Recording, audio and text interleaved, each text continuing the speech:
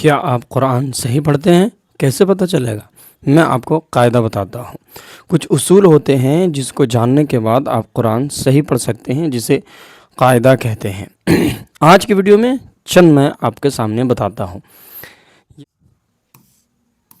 دیکھیں، یہ ایک علامت ہے، یہ ایک علامت ہے، ٹھیک ہے؟ یہ ایک علامت ہے، یہ ایک علامت ہے جسے ہم کہتے ہیں زبر، جسے ہم کہتے ہیں زبر۔ اسے کیا کہتے ہیں؟ زبر۔ اسے کہتے ہیں زیر، اسے کہتے ہیں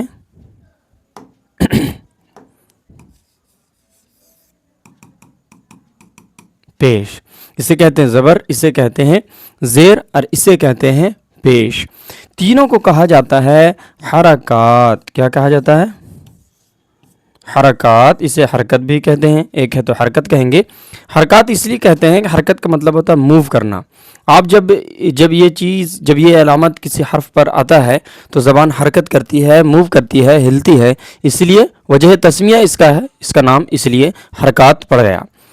تو جب قرآن پڑھیں گے تو اس کا ضرور خیال رکھیں گے، کیونکہ اگر اس کے بارے میں معلومات نہ ہو تو غلطی ہوتی ہے۔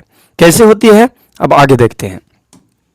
تینوں کا اگزامپل میں آپ کو دیتا ہوں۔ جیسے یہ دیکھیں، یہ فا ہے، یہ قاف ہے، یہ تا ہے، ٹھیک ہے؟ اب اگزامپل دیکھیں، یہاں ہے زبر، یہاں ہے پیش، یہاں ہے زیر، اور یہاں ہے زبر۔ اب کسے پڑھیں گے آپ اس کو؟ یہ ہے نا زبر، یہ ہے نا پیش، یہ ہے زیر، یہ ہے زبر، ٹھیک ہے؟ تو آپ یہ اصول یاد رکھیں کہ یہ جو تینوں حرکات ہوتے ہیں اسے ہم جلدی پڑھتے ہیں، اسے ہم جلدی پڑھتے ہیں، اسے ہم جلدی پڑھتے ہیں۔ جیسے فا زبر فا، قاف پیش قو، کیا ہوا؟ فقو، فقو ایسے نہیں پڑھیں گے۔ تا زیر تی، لام زبر لا، فقتیلا، فقتیلا ایسے نہیں پڑھیں گے، کیونکہ آپ یہ اصول یاد رکھیں گے کہ حرکات کو یعنی زبر زیر اور پیش کو ہم جلدی پڑھتے ہیں اور ذرا بھی نہیں کھینچتے، ٹھیک ہے؟ اس کے بعد دیکھتے ہیں، لیکن یہ شرط ہے کہ جب یہ سنگل ہو، یعنی کہ فا زبر فا اکیلا ہو۔ اکیلا مینس یہ کسی میں مل نہیں رہا ہو۔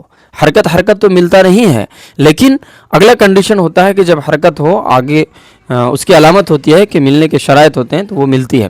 لیکن ابھی ہم دیکھیں گے کہ جب حرکت ہو تو پھر ہم کیا کہیں گے؟ اسے ہم جلدی پڑھیں گے، اسے ہم جلدی پڑھیں گے۔ جیسے فقتیلا، اس میں ذرا بھی ہم نہیں کھینچیں گے۔ تو مجھے امید ہے کہ اسے جان کر آپ صحیح پڑھنے کی کوشش کریں گے۔ غلطی ہو رہی ہو تو آپ ضرور سدھاریں گے، صحیح کریں گے، قرآن صحیح پڑھیں گے۔